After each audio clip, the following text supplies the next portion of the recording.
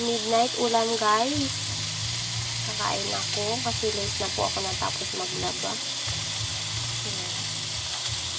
Nagigisa lang ako, guys, sa mga gulay-gulay at lalagyan ko yan, guys, ng noodles para hindi, guys, masyadong maalat yung noodles, para may sabaw na rin, guys.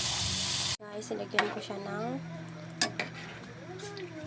seasoning.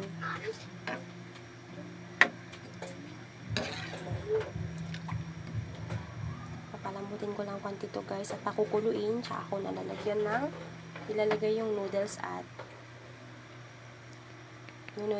tsaka yung pechay. Ayan na, guys.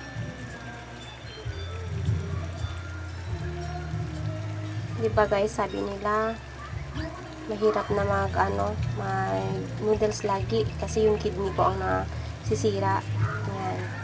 Kaya lalagyan ko siya, guys, ng maraming sabaw at gulay para healthy kahit papano may mga gulay. Ayan na, guys.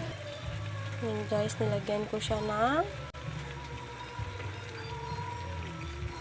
more gulay, pechay.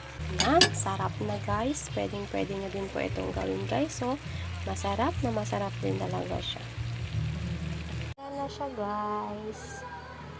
Luto na. Pwede na po tayong kumain.